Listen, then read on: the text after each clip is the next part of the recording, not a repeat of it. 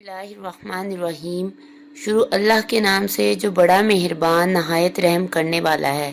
अस्सलाम वालेकुम Islamic Urdu point के नाजरीन, उम्मीद करती हूँ कि आप सब लोग खैरियत से होंगे। आज की इस छोटी सी वीडियो में मैं आपको एक बहुत ही बड़ी बात बताने जा रही हूँ, जो कि आप तमाम लोगों के लिए बहुत ही अहमियत की हामिल होगी। इसमें मैं आपको बताने जा रही हूँ कि नबी पाक सल्लल्लाहु अलैहि वसल्लम भी ये दुआ पढ़ा करते थे, और यकीन करें कि मेरी लाइफ का भी ये एक्सपीरियंस है। मैंने जब भी इस दुआ को पढ़ा और जब भी कोई भी एग्ज़ाम दिया, उसमें अल्लाह पाक के करम से मुझे कामयाबी मिली। दुआ क्या है और इसको किस तरह पढ़ना है।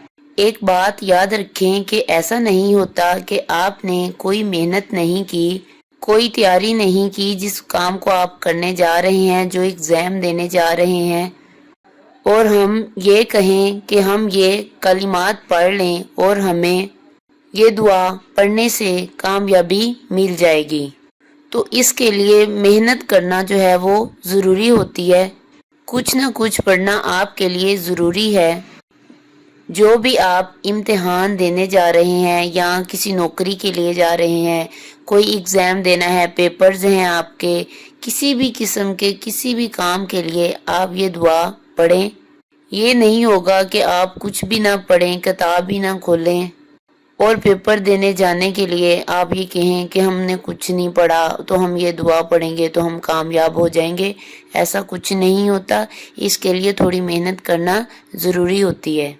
तो दुआ क्या है, चलिए मैं आपको बताती हूँ कि हमारे प्यारे नबी हज़रत मोहम्मद सल्लल्लाहु अलैहि वसल्लम ने भी इस दुआ को पढ़ा है। आप एग्ज़ाम्स देने जा रहे हो किसी भी जगह पर, चाहे आप स्टूडेंट्स हो या आप जॉब के लिए जा रहे हैं, तो जब आपको क्वेश्चन पेपर मिलता है तो आपने सबसे पहले उसको उल्टा करना है और एक बार दुरूद पाक पढ़ना है। दुरूद इब्राहिम को पढ़ लें तो ज़्यादा बेहतर है। और जब दुरूद पाक पढ़ लें तो उसके बाद आपने ये दुआ 11 मरतबा पढ़नी है। दुआ क्या है?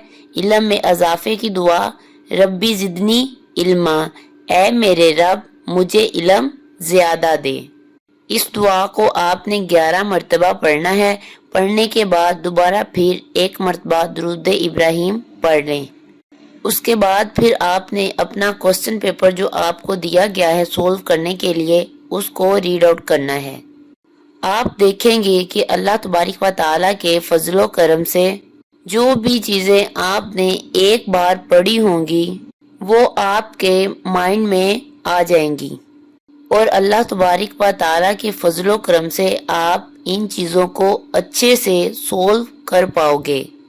तो ये चीज़ें सिर्फ एक बहाना होती हैं कि अल्लाह तबारक व तआला को बंदा एक मर्तबा याद करे, अल्लाह तबारक व तआला के नाम को पुकारे, तो अल्लाह तबारक व तआला मदद करने के लिए हर वक्त तैयार होता है। तो इन चीज़ों से हम पीछे हट गए हैं, जिसकी वजह से हम नाकाम होते हैं।